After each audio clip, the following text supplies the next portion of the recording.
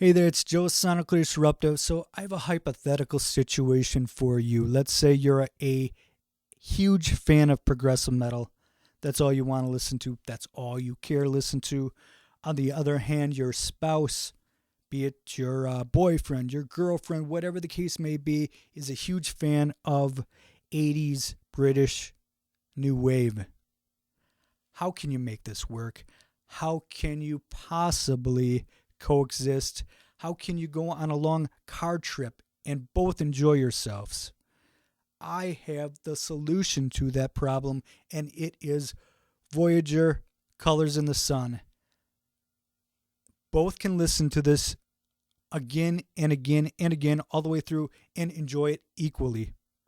Now, I am, how should I say, I'm grateful that I found this band, and yet I'm somewhat ashamed of myself as well because I only heard of this band about a month ago when I saw a video featuring one of my favorite bands, Is Leprous, featuring their lead vocalist, and the song is Entropy, and it was a fantastic song, so I decided let me check out this band Voyager, see what that's about, and wow, this record was released on November 1st, so I'm way late to the game here, but just a killer record.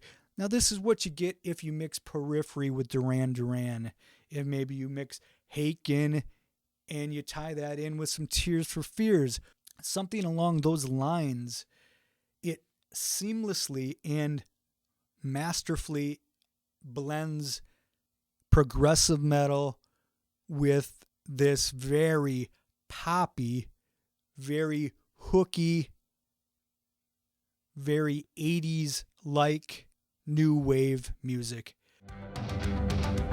In the distance is the smile around the bend. Oh my God, you always have to kneel. See us together. Such a cool and interesting mix, and it is so fun to listen to. The whole record is killer. It's one of these records where you're able to really geek out with the music here. You're really able to just dig into these really great, genty guitar riffs and everything surrounding that while being able to dance at the same time. Who gives you that? Not many bands do. This is such a vibrant and alive feeling record. Production here is flawless. It is crystal clear, plenty of headroom, dynamic, three-dimensional. Love the mix here. And the songs are killer on this. They really are. It is the type of hooky, melodic music that will stick in your head, and yet plenty of twists and turns to satisfy any progressive music fan. The vocalist and keyboard player here is the one mainstay in the band from what I've seen, and his name is Daniel Estrin, I believe. Really strong voice, really interesting voice, and has this almost Michael Hutchinson swagger. The opening track, Colors, is just killer from the get-go. It's so catchy, so good.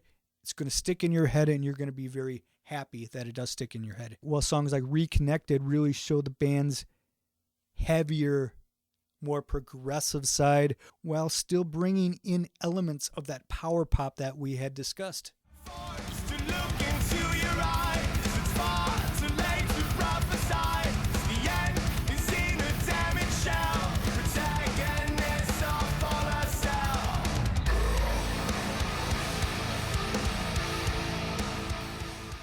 Other standout tracks, Water Over the Bridge, Sign of the Times, just killer songs. It ends off with this really power poppy 80s feeling song called Runaway. Another killer track. Just again and again and again, they hit you with these really interesting, cool vibes, cool songs, and in a year full of great music, this record stands toe to toe with anything I've heard before. I think how I'm kind of judging music these days is, do I come back to it? Is it memorable in a way that makes me want to come back and listen more? I've been fooled before by records where on the first few spins it is very interesting and weird, and something about it is like, wow, this is really good. But then months later, you can't even remember what that was that you were listening to. Now, this is very different than that because the songs hold the record together.